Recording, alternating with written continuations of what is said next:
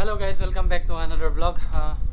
আজি হৈছে 8 মে আৰু মই আজি যাম প্ৰেক্টিছ কৰিবলৈ আসাম পুলিচৰ এটা এক্সামত মই এপ্লাই কৰিছিলোঁ APR Assam police radio' organisation. আপোনালোকে বহুতে হয়তো প্ৰথমবাৰ শুনিছে চাগে APR নামটো। একচুৱেলি APR হয় কি APR আপোনাৰ একেই আসাম পুলিচৰ ABUB যেনেকুৱা হয় তেনেকুৱাই, বাট APR মানে ফিল্ডত নাযায়, ফিল্ডত ডিউটি কৰিব নাযায়। APR আপোনাৰ কাম কৰে এখন থানাৰ পৰা বা এটা আউটপোষ্টৰ পৰা আন এটা আউটপোষ্টলৈ কমিউনিকেশ্যনত মানে কমিউনিকেশ্যন কৰিবলৈ মানে APR ব্ৰাঞ্চটো মানে বনাইছিলে।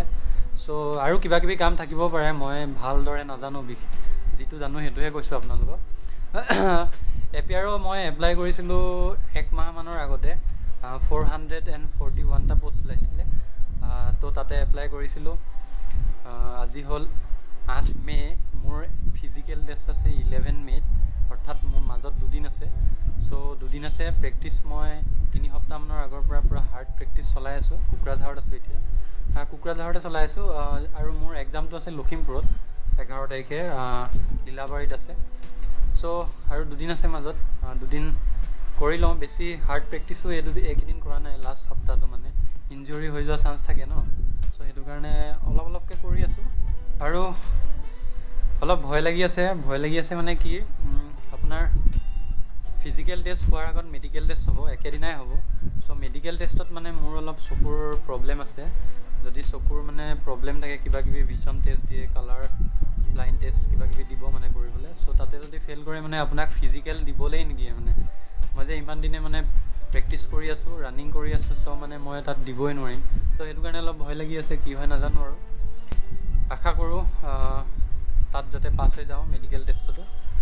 এতিয়া আহোঁ ফিজিকেল টেষ্টলৈ। ফিজিকেল টেষ্টটোত কি হয়, 14 মিনিট টাইম দিব আপোনাক। 3200 মিটাৰ মাৰিব লাগিব, 3200 মিটাৰ। প্ৰথমতে যেতিয়া মই শুনিছিলোঁ মানে, যেতিয়া এডভাৰটাইজমেণ্টটো পঢ়িছিলোঁ, তেতিয়া ভাবিছিলোঁ ইমান এটা টান নহ'ব চাগে। বাট যেতিয়া ৰানিং কৰিলোঁ তেতিয়াহে গম পোৱা যায় কিমান মানে এইটো ইজি নে টান হয়। যিসকলে ৰানিং কৰি থাকে সেইসকলেহে জানে এইটো অলপ টান হয়। মানে এনেকৈ এডভাৰটাইজমেণ্টত দেখিলে লাগে হৈ যাব, বাট মানে অলপ টাফ হয়। 14 মিনিটত 3200 মিটাৰ মাৰাটো মানে টান হয়। চ' মই যেতিয়া প্ৰথম ষ্টাৰ্ট কৰিছিলোঁ 3 সপ্তাহমানৰ আগত, তেতিয়া মোক টাইম লাগিছিলে 17-18 মিনিট লাগি যায় মানে মই কোৱালিফাই নহওঁ যদি মই 17 মিনিটত মাৰোঁ এজ পাৰ মানে ৰিকুৱাৰমেণ্ট। চ' মানে আপুনি 14 মিনিটৰ ভিতৰত মাৰিবই লাগিব। কিমান কম টাইমত মাৰে সেইটো আপোনাৰ ওপৰত কথা, বাট 14 মিনিটৰ আগত আপুনি মাৰিবই লাগিব। এতিয়া ইম্প্ৰুভমেণ্ট হৈছে লাহে লাহে। সিদিনা 13 মিনিট 58 ছেকেণ্ড লাগিছে, আৰু এদিন লাগিছিলে 13 মিনিট 45 ছেকেণ্ড। চ' অলপ ইম্প্ৰুভমেণ্ট হৈছে। বাট এনেকৈ ফিল্ডত মাৰাটো আৰু তাত গৈ মানে টেষ্ট দিয়াটো অলপ দুইটা ডিফাৰেণ্ট হয়। বহুতৰে এনেকুৱা হয় নিজে প্ৰেক্টিছ কৰি থাকোঁতে হৈ যায় টাইমত, 14 মিনিটৰ ভিতৰত হৈ যায়, কিন্তু তাত গৈ অলপ টাইম বেছি লাগি যায়, 14 মিনিট পাৰ হৈ যায়। চ' সেইটো কাৰণে অলপ ভয় লাগি আছে। আশা কৰোঁ চব ঠিক ঠাক হৈ যায়, যাতে মেডিকেলটো পাছ হৈ যাওঁ আৰু ফিজিকেলটো যাতে ৰানিংটো 13 মিনিটৰ মানে 13 মিনিটত যাতে মাৰি দিব পাৰোঁ, তেতিয়া মাৰ্কছ অলপ বেছি পাম। 14 মিনিটৰ ভিতৰততো মাৰিবই লাগিব। আৰু এতিয়া আহোঁ লং জাম্পত। লং জাম্পত আপোনাৰ কোৱালিফাই হয় 12 ফুট মাৰিব লাগিব। আৰু 12 ফুট মাৰিলে আপুনি 10 মাৰ্কছহে পাব, কিন্তু আপোনাক যদি 20 মাৰ্ক লাগে তেতিয়াহ'লে আপুনি 16.5 ফুট মাৰিব লাগিব। বাট মোৰ 16.5 ফুট যোৱা নাই, 15 ফুটমান যায়, আৰু কেতিয়াবা 16 ফুটো গুচি যায়। চ' দিবলৈ যাওঁ আৰু আজিলৈকে মই আসাম পুলিচৰ আজিলৈকে এটা এক্সামো দিয়া নাই, ইণ্ডিয়ান পুলিচেই হওক বা ABUB APR আজিলৈকে দিয়া নাই, এইটোৱে মোৰ ফাৰ্ষ্ট হয়। চ' মই পাওঁ নাপাওঁ পিছৰ কথা, চাকৰি কৰোঁ নকৰোঁ, পাওঁ নাপাওঁ, বাট এইটো দি চাব মানে ইচ্ছা এটা আছে আৰু আসাম পুলিচৰ এটা এক্সাম। চ' সেইটো কাৰণে দিছোঁ আৰু অলপ ট্ৰাইও কৰিছোঁ। আৰু এটা কথা, APR যোনটো এক্সাম হয় সেই এক্সামটোত মানে আপোনালোকে যদি ছায়েন্সৰ ষ্টুডেণ্ট হয় তেতিয়াহে এপ্লাই কৰিব পাৰে, আৰ্টছৰখিনিয়ে এপ্লাই কৰিব নোৱাৰে।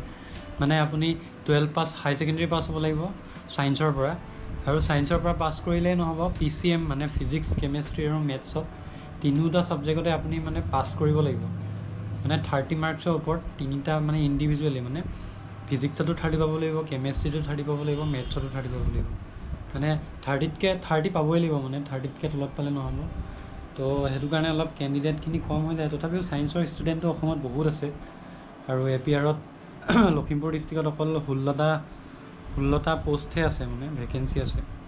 তো 16টাৰ কাৰণেতো লখিমপুৰ ডিষ্ট্ৰিক্টখনত কিমান ছায়েন্সৰ কেণ্ডিডেট আছে। চ' বহুতে এপ্লাই কৰিব, সেইটো কাৰণে ইমানো ইজি নহ'ব, টাফেই হ'ব, কাৰণ সেইটোৱে আৰু দেখা যাওক কি হয়। চ' এতিয়া টাইম হ'ল 4টা বাজি গ'ল, 5টা বাজিবই হ'ল। মই এতিয়া যাম প্ৰেক্টিছত। প্ৰেক্টিছ মানে 2টা ছেশ্যন কৰি আছোঁ, মৰ্ণিঙো প্ৰেক্টিছ কৰিবলৈ যাওঁ, তাৰপিছত কলেজ থাকে, কলেজৰ পৰা আহি আকৌ ইভিনিঙো যাওঁ।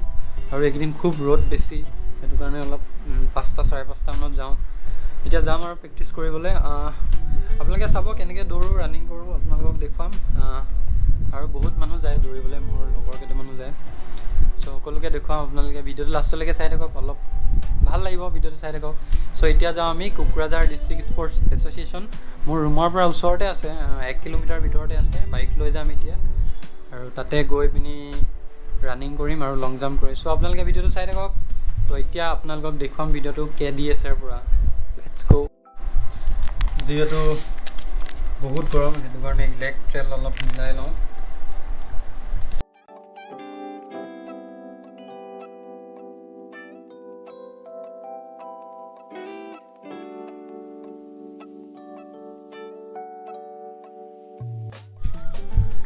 চ' এইটোৱে KDS, Kokrajhar district sports association. So' ইয়াতে চবেই ৰানিং কৰি আছে, কিছুমানে খেলি আছে। আৰু এতিয়া 5:44 হৈছে। আমি 30 মিনিটছ কণ্টিনিউ ৰানিং কৰিম, পৰশ আৰু মই। শ্ল' স্পীড নদৌৰোঁ, শ্ল'কৈ দৌৰিম, জগিং টাইপ। আৰু 30 মিনিট ৰানিং কৰাৰ পিছত অলপ ৰেষ্ট লৈ তাৰপিছত লং জাম্প মাৰিম। চ' এতিয়া ৰানিংটো কৰি লওঁ।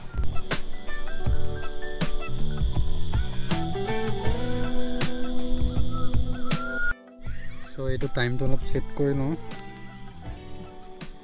Workout, outdoor run. ইয়াতে অলপ GPS-টো ডিছকানেক্ট হৈ যায়, সেইকাৰণে ইয়াত কিমান মিটাৰ গৈছে তাত খেলি মেলি লিখা সেইটো, কিন্তু টাইমিংটো ঠিকে দেখে। চ' ষ্টাৰ্ট বল। কেইটা? 9টা।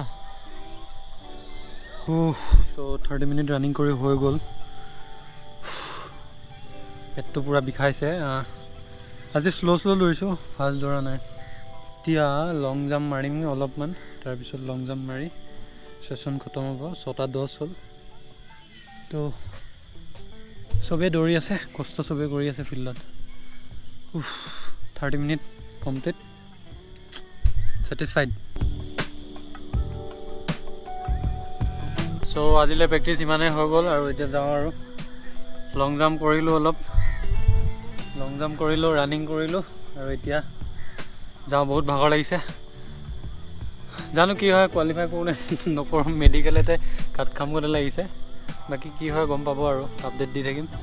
চ' bye bye guys, love you all.